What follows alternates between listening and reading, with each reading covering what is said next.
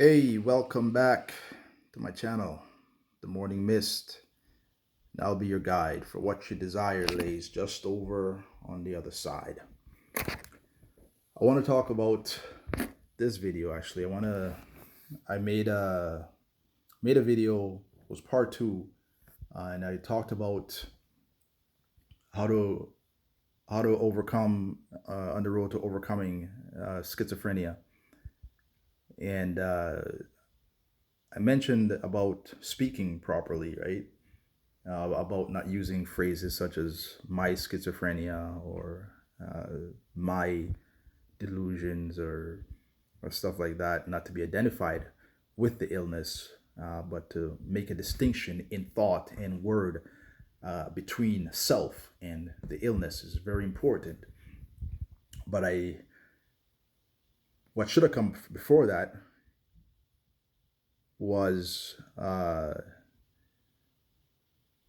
first is recognizing the illness, right? You can't get, I can't get to trying to overcome the illness, trying to speak properly and think properly when I don't even recognize that there is an illness to begin with, right? And that's the challenge for people suffering from schizophrenia or maybe any other mental illness, I guess, because it's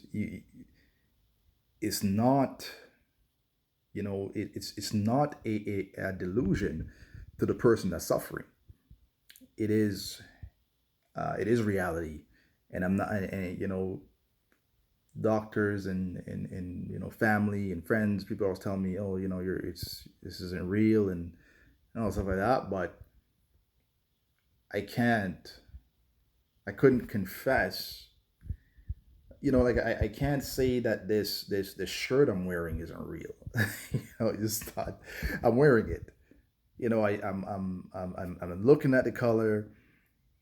It's on my body. I'm not gonna say it's not real. I know it's real. If anything, you don't know something's wrong with you, and that's what being with having a mental illness is. It's you can't. It's real. The delusions are reality. They're just as real as the shirt to the mind, and that's why they are so destructive, right? That's why they bring us to the lens that they do. That's why they bring us to those points of destruction, right? Having us harming ourselves, harming other people. It's not because we don't want to see through them. It's like what there's nothing to see through. So that's the first test, right? Is to be able to recognize that I have an illness, recognize that I'm being burdened, tormented by something that is twisting my mind on what is reality and telling me that what it is offering is reality and truth. But I have to be able to see through that, right?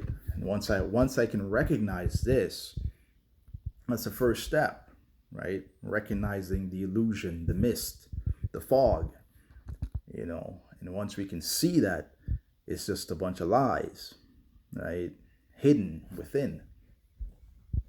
And once we can get this, then we can start working our way away from that, right, or through that. And that's hard to do. It's a hard point to reach. It took me years to reach there. But people can get on the right medications and whatnot if you can get there, and if you're able to recognize that that there is an illness, then you can start on to the next step. Actually, even before that, which is speaking properly, or before and with that comes hope, right? You have to have hope, right? And it's this is hope is it's a tremendous power. It is an enormous power. All right, it is underestimated, and we use it every day, right? We don't, but we haven't really fully looked at it for what it is. Hope is the sun. It is the sun. It is the morning, right? It is the light that casts away darkness. All right? It dispels the illusions, casts it away, removes it. Hope is your guide. You understand? Hope is your guide. Because throughout the whole process of uh, trying to reach a state where you're fully recovered, you have to have confidence. And hope is confidence, right? And it is important, it is imperative. If you want to get all the way through, you have to believe it's possible, right? And hope rests on the knowing that something is possible, right? I can be optimistic because I know it's possible. I'm here to tell you it's possible to fully recover. You don't have to uh, live with any voices or delusions or anything like that. You don't have to. It is possible. I tell you, I've been through hell. Like I've said, anyone who's gone through this type of mental illness knows what hell is. And I've been there. I've been some crazy things. You can't put that into words. It's one of these experiences to the point where right now, when I think back on it, I don't know how I'm alive. I don't know, but here I am, right? And I could not have gotten to where I am without hope. I believed when the doctors told me this wasn't possible. Doctors told me that I would not be able to recover to where I would not need to be on medication. Nobody looking at what I was going through would ever think that I would be well again to the person I was before all that, right? But I knew that was possible. It's so I believed it, and I walked towards that, right? And I could not have done that without having the hope and the believing, the faith, the knowing that this outcome is possible.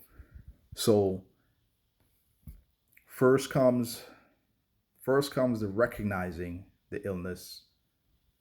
First come the recognizing that I'm sick, I need help, and the things I'm seeing, the things I'm hearing, that all these things aren't real. The people poisoning me, all these other stuff where everybody's against me, it's not real. Once we can get that, whether it's because we're by being on medication, we can see that, which is good.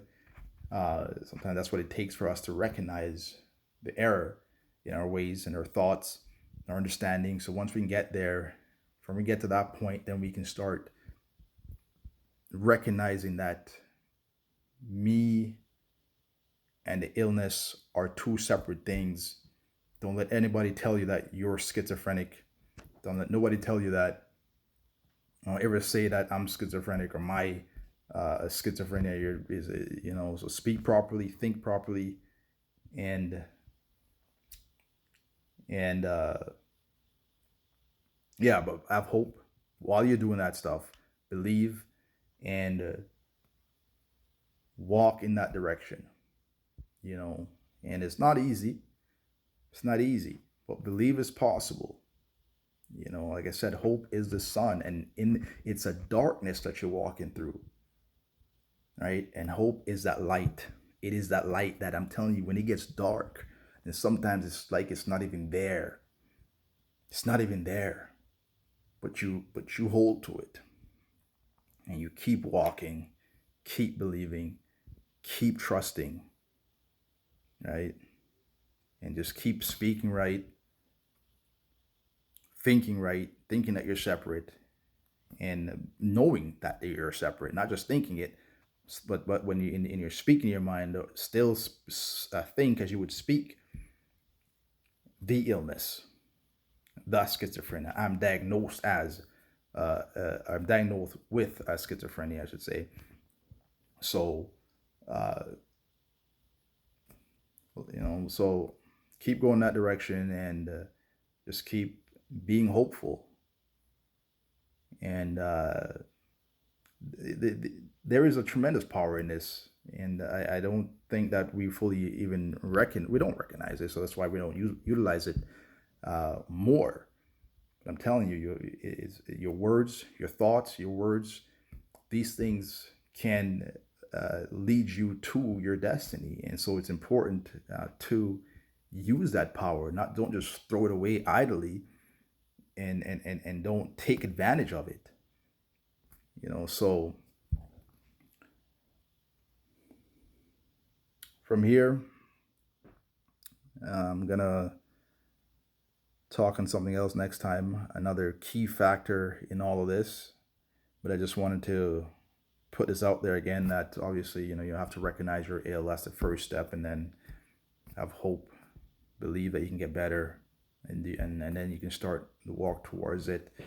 But it's a lot of nuggets, good stuff that you can use to fully recover, and like I said, be on your medications, but you don't have to settle for anything less than what for what you and less than what you want, complete recovery. And so yeah, anyway, thank you again, and I will see you again next time. Later.